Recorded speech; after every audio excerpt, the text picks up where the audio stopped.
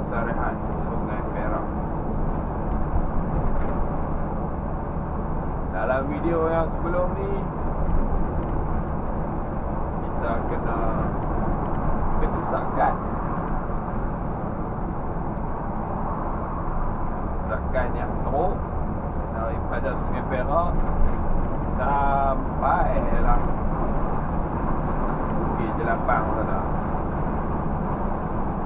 Jadi hari ini harap-harap laluan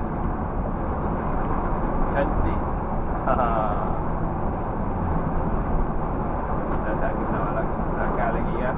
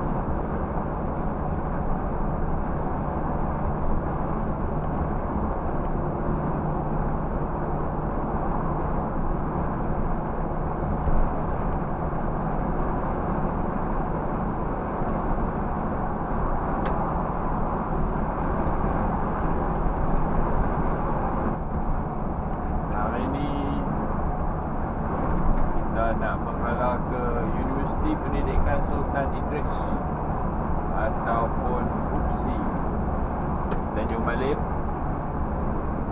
untuk ambil student balik ke utara.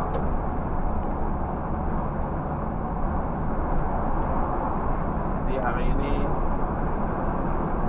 tengok Scania 360 siri keempat. Bas kosong dalam bas kosong. Macam mana kita mendaki K8. Sekarang kita dalam gear 7.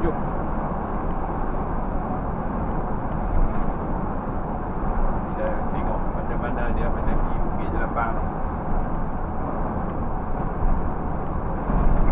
Apa kelajuan dia, apa sajalah kemampuan dia. Untuk enjin 360 tanpa penumpang.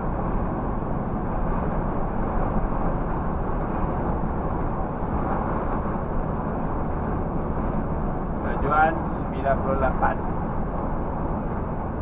kilometer sejam.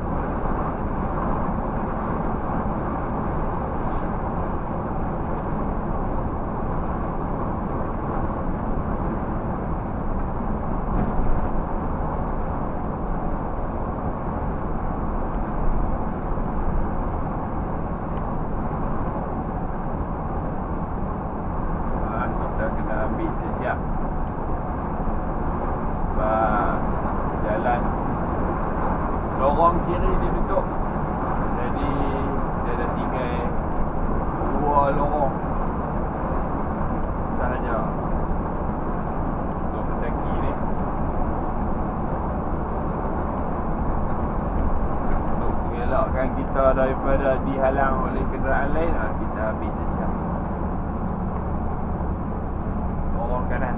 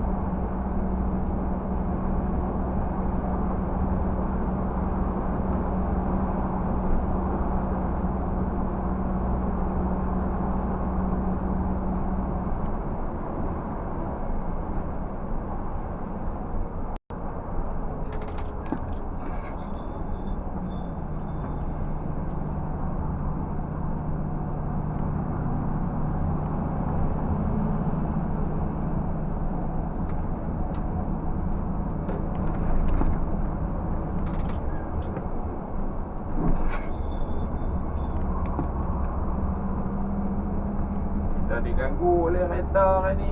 Kalau tidak, kebiasaannya gear 7 tu kita boleh lepas sampai ke atas. Tapi hari ni rezeki kita tak ada, jalan ditutup. Terpaksalah kita menukar gear. Dan motosikal tadi pun agak berbahaya bila dia masuk depan kenderaan tu. Boleh mengundang bahaya pada diri dia lah. Untuk kereta tak apa, mungkin tak jadi apa.